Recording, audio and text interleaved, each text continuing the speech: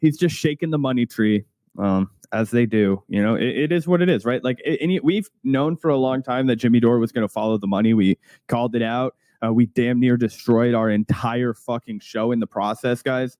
I am serious. Gavin and I are on cloud 9 right now because this is going to be probably the first month in like over a year where we are finally back to like some sort of normalcy after the last like battle we went to with the Jimmy Dore crowd, who had, up until that point, and Gavin and I always talk about it, like we agreed with him on Force the Vote. I liked his aggressive energy. I think that at one point, he was one of the only lefty channels calling out the squad in a way that Gavin and I felt was sufficient, and we echoed that. But then he saw where the money was going. He saw that there was way, way, way less interest in the progressive YouTube space, and way, way, way, way more interest in the niche, like, I'm not right wing, but I am right wing niche. And he just, went hook, line, and sinker down that rabbit hole, if you will. But really appreciate that generous super chat from you. And I am trying so hard to find the next one because it got all messed up when I was attacked by the government.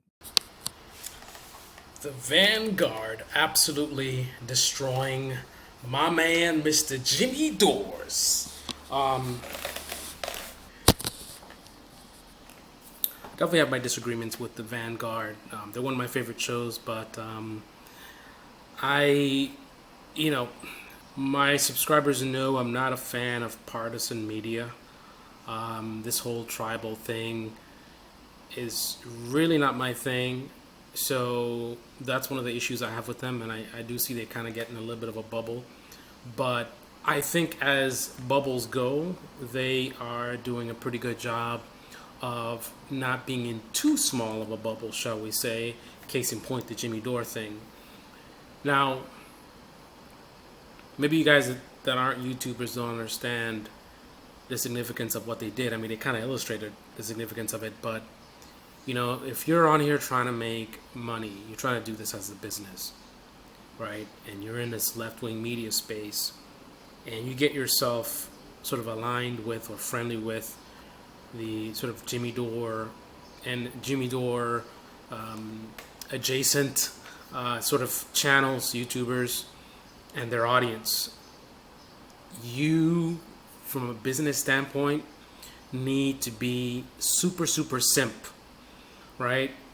Anytime Jimmy Dore does something crazy, pretend not to see it. If you really have no soul, then defend him. No matter what he does, go out and defend him.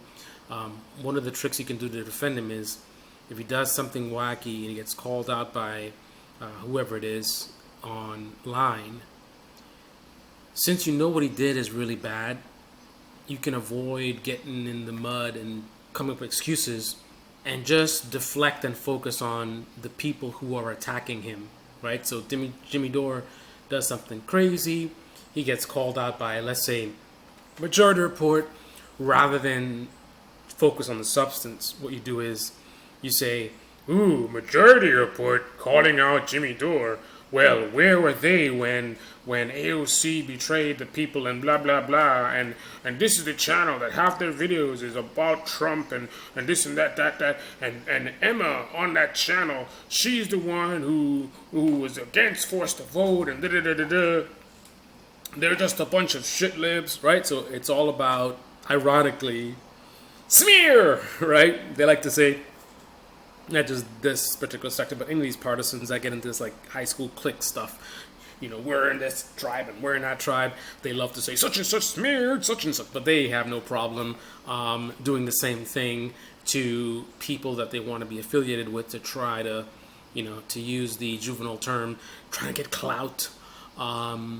So the Vanguard knows that. These guys did not get as far as they have without understanding the way that this stuff works. So, if you've got into that Jimmy Dore adjacent sort of tribe, shall we say, the business move is to keep your mouth shut, never, call Jimmy Dore out or anyone affiliated with Jimmy Dore, anyone that attacks them.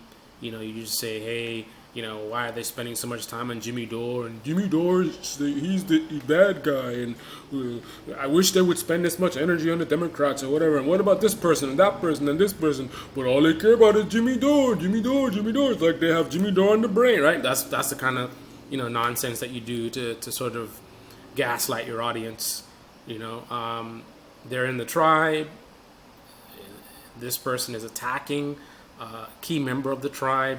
So it's really, really sort of low-hanging fruit for you to give your audience what they want, which is, defending a tribal idol, right? So Jimmy Dore being one of the biggest idols in that tribe. So it's good money to defend him anytime he does something crazy. And again, try to avoid focusing on what he did crazy and focus on, smearing the people who are going after him. Now, some of the more skilled ones will come up with sort of clever sounding excuses and explanations for, why Jimmy Dore is actually correct and the people calling him out are incorrect. But generally speaking, they're going to do the simp thing.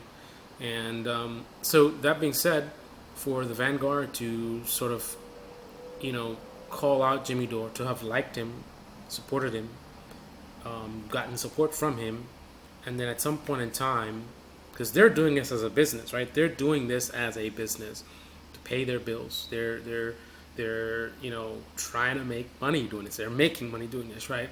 So bad business to go against a big money maker like the Jimmy Dore brand, right? And ironically, this is all capitalism, right?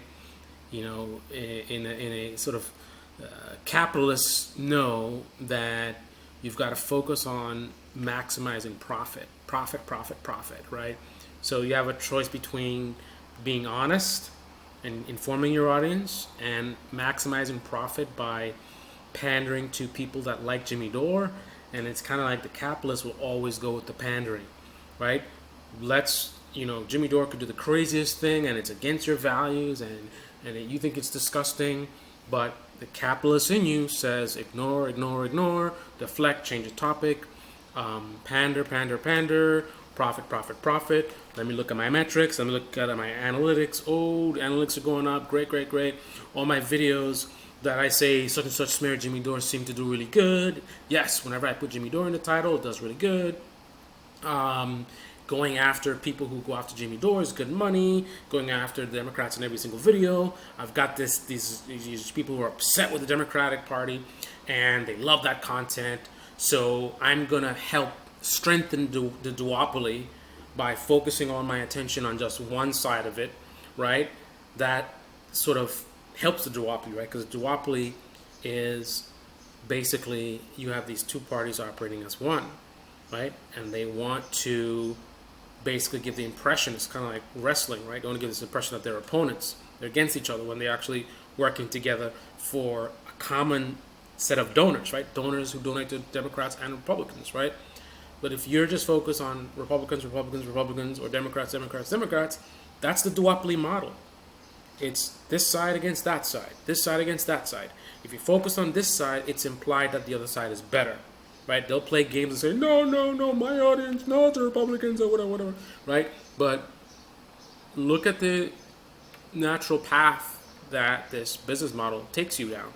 I mean, Jimmy Dore has been subtly sort of, wink and a nod, Trump is, the same as Biden. And then slowly now Trump is better than Biden. Biden is more fascist than Trump, right? So now you go from a people think that Biden is better, they're the same, right? To now, no, they're not the same. Trump is actually better. Hold on. And not come on with his own message. So How do you go on a show without your own message? How do you do this? How do you get an opportunity like this and you don't have a message? You sit there and you just answer questions, ad hoc questions. Whatever stupid thing came in Anderson Cooper's brain, that's what you're going to talk about? Whatever stupid thing he's thinking of, that's what you're going to talk about? It's his friend Anderson. How do you know? Mm-hmm. People don't know until they What know, it, well, man. No matter how smart you have are. is there all of your ginned up, frustrated viewers to give away their bottom dollar, because at the end of the day, guys, as much as I think that those people are, let's be honest, kind of dumb, they are still victims of what Jimmy's doing at the end of the day, which is ginning up a bunch of frustration and then directing it towards his own profits, and then a bunch of just like non-solutions, right? But it's so that he can maintain this like phony veneer of puritanism while he sits on his own fucking ass. How many SAG people has he had on his show, this comedian? How many WGA people has he had on his show, this fucking comedian, this fucking guy? Like, how many, like, you know what I'm saying? For being the guy that's the most like concerned about the issues? No, he's talking about trans people. He's talking about Russia. He's talking about the Donald Trump is actually not a fascist, and I think he's innocent, and the DOJ is nefariously coming after him, I've heard. Let's look into this more because I don't know. Yeah. Right?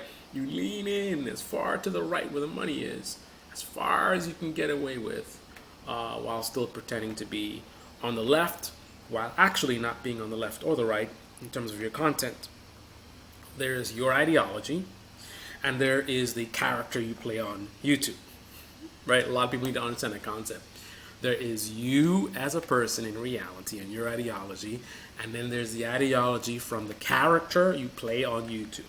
So you could be an actual genuine left winger, but you play a right winger on YouTube while saying you are a left winger, which ironically is accurate, but your show and content and the character you're playing is absolutely right wing, right?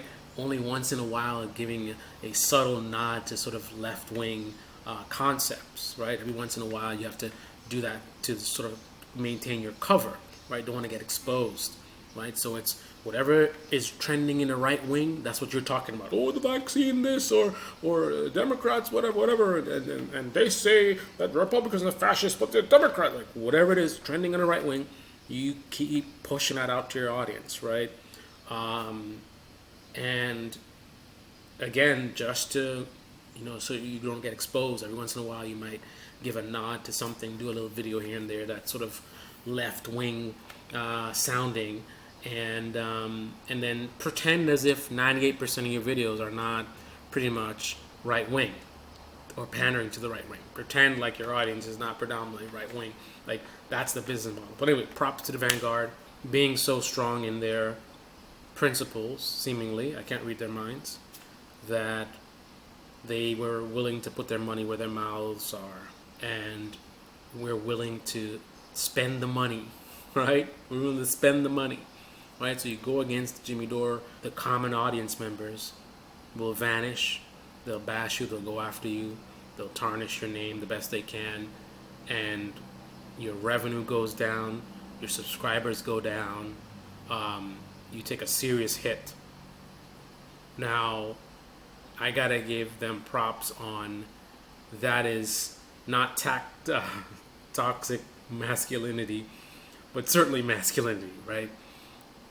It takes strength and courage and strength of character, more specifically, to be able to, it's like you're on the battlefield and you're not trying to hide behind the rocks and hide in the dugouts. Lean in.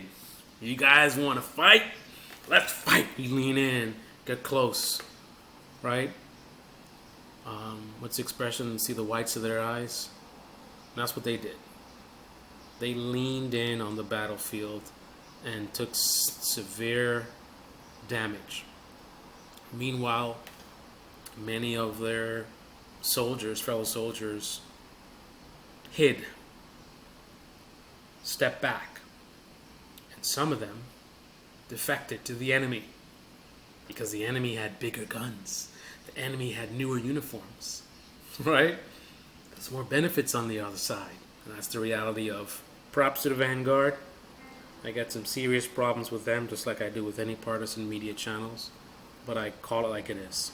I go after the Young Turks when they're on their garbage, but when they do good journalism, I point it out. And that's very rare. It's very rare that you find someone that will go hard against the Young Turks but then also compliment them as well, right?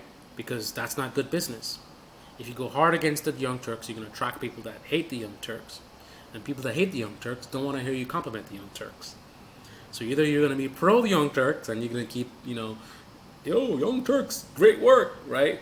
Such and such smeared the Young Turks, right? Either you're going to do that, or you're going to be like, they suck, they're horrible, they're the worst. And you see them do good stuff, you just pretend like you don't see it, don't compliment, whatever, right? Now, I have a problem with corruption, I have a problem with dishonesty, and when I see it, I call it out. I don't care who's doing it, right? I have a problem with propaganda, call it out, don't care who's doing it. Right wing, left wing, corporate, independent, don't care. I'm the most disloyal person on YouTube. Who is on the most blacklists on YouTube? That would be me. Ask around.